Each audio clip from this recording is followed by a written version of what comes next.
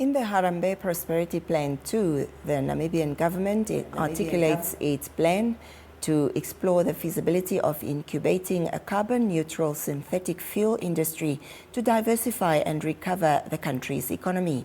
The University of Namibia established a Namibia Green Hydrogen Research Institute to secure a number of local and international partners to drive green hydrogen research in Namibia. For more details, I'm joined by the University of Namibia's Pro-Vice Chancellor for Research, Innovation and Development and a Green Hydrogen Technical Committee member, that's Professor Anicia Peters. Good evening to you, Professor, and thank you for joining us. Good evening, and thank you for having me. Professor Peters, give us a brief overview of the Green Hydrogen Research Institute, its mandate, as well as its objective. Well, the Namibia Green Hydrogen Research Institute is established as a national institute hosted at the University of Namibia. Now, in the new green hydrogen economy that Namibia is building, research and development becomes paramount. As we have seen, there are a number of such research institutes around the world, and many of them are attached to universities, and some of them are, in fact, government-wide established. Now, the mandate of it is to provide research and development for any type of projects, for any type of technologies, to support the, the setting up of plants, to participate in pilot projects. In fact, the University of Namibia and the Namibia Green Hydrogen Research Institute is the research and development partner for the pilot projects that we had seen announced under the BMBF call for pilots. It also has a mandate to provide capacity building, especially for semi to highly skilled professionals. I can speak a little bit about also what we had been announcing at COP, some of the partnerships, but I will leave it there. That's essentially what it does. And what we do is we have about 70 plus researchers from UNAM, and we have about 8 researchers from NUST working on projects within the Institute. And then we also do exchange of staff and students from Namibia to mostly Europe, but also we are hosting those professors and students in Namibia as well. The Institute has about 8 centers. It does everything. One center looks at production of green hydrogen, or of clean hydrogen rather. And what we do is we're looking at desalination projects. We're looking at wind and solar, electrolysis, etc. Another center looks at the storage, because storage is a very big concern. And also in Namibia, we have to look at alternative storage facilities. And at the university, we're already looking at, in addition to sort of looking at just green ammonia that the government is embarking upon, we're also looking at other innovative ways, and of course at salt caverns and at abandoned mines, and see where do we have potential for mass storage of hydrogen. We have another center for fuel cell technologies, and within that and mobility applications, we are also experimenting, and we are working with partners such as HDF Energy on looking at using thin films for fuel cell technology development. Then we have a center for local use, the economics, the law, community impact, societal impact, and environmental impact of the new green hydrogen economy. That is where we are bringing along social scientists and also educationalists, because in this economy and building up these plans, you need to have everybody involved across the value chain of green hydrogen. So in other words, it's not only your engineers, your chemists, your physicists, it's also your social scientists who are also involved. Then we have a center for capacity building. And finally, we have one for digital technologies.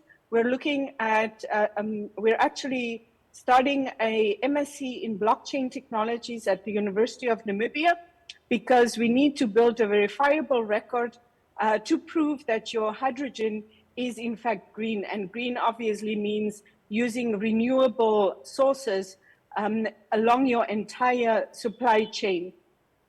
Well, And yeah, let me stop there. in support of these efforts, the Namibian Youth for Green Hydrogen Scholarship Program, in collaboration with the German government, was established. Could you elaborate a little bit more on this and how it drives the country's developmental agenda on green hydrogen? Yes, so the Youth for Green Hydrogen Scholarships was established with a grant from the German Ministry of Education and Research under the joint collaboration agreement. And that one is particularly focused on masters and a type of apprenticeship programs on exchange to Germany. So students, for instance, who applied for those scholarships will be able to enroll at NUST and UNAM, and we in turn then work with universities in Germany to sort of enroll the students there. Now, that is, of course, something that's funded by the German government. However, we have also UNAM has also embarked upon our own collaborations and funding mechanisms. So we have announced now, we've opened up a call for 5 doctoral students to go to Germany and study in Germany. They're enrolled at UNAM, but they will study in Germany for 5 years at the Federal Institute of Material Science in Germany called BAM. They will also take, for instance, 7 master students from Namibia through UNAM again. And then we have, for instance, agreements also with CMB Tech in Belgium, where we are already sending 2 of our staff members to be trained on the conversion of engines to be dual fuel, in other words, diesel and green hydrogen, and come back and teach people in return in Namibia so that we can ensure that we have the capacity and the technical skills to be able to do engine conversions within Namibia. Because, I mean, that's going to be key if you look at the locomotives that we're bringing in, those dual fuel engines. We're also bringing, I mean, there's obviously going to be cars as well.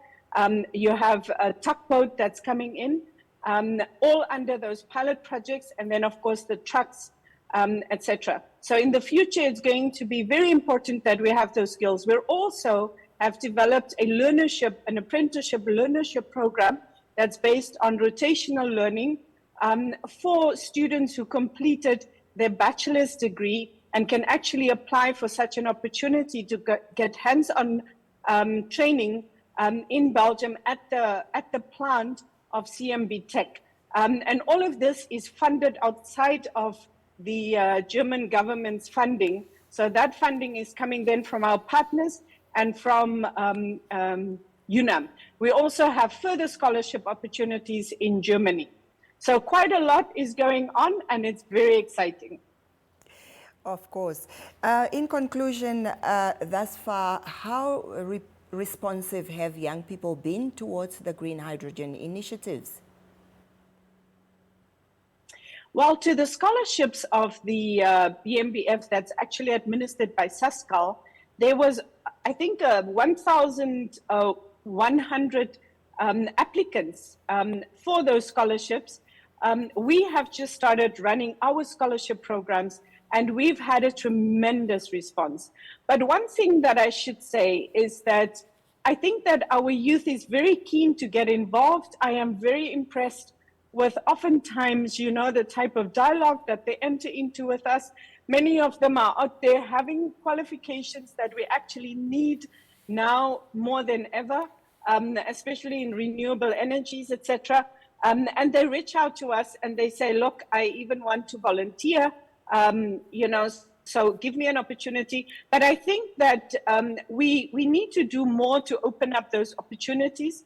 And capacity building obviously need to increase rapidly, because even the pilot projects that we are involved in needs a lot of people to be trained. So we also welcome, youth who want to participate with us, and perhaps they can start up their own businesses and their own opportunities and reach out to us so that we can assist them, or direct them at least to the right networks that we're having. Because all eyes are on Namibia, and so we are dealing with quite a lot of, keen partners who want to collaborate with us. We've also here at COP, we've also just signed, our president at least, has just signed the agreement with the EU on development of green hydrogen, on capacity building, on research and development, as well as raw materials. So there's quite a number of key agreements that were signed with the Netherlands as well. We already have those ones with Germany. So I think it's quite an exciting time for youth in Namibia. Thank you, Professor Peters, for speaking to us tonight. Thank you for having me. Of University of Namibia Pro Vice Chancellor for Research, Innovation and Development, and also a Green Hydrogen Technical Committee member, Professor Anicia Peters, talking to us about how green hydrogen can be one of the ways to diversify and recover the country's economy. The Daily Roundup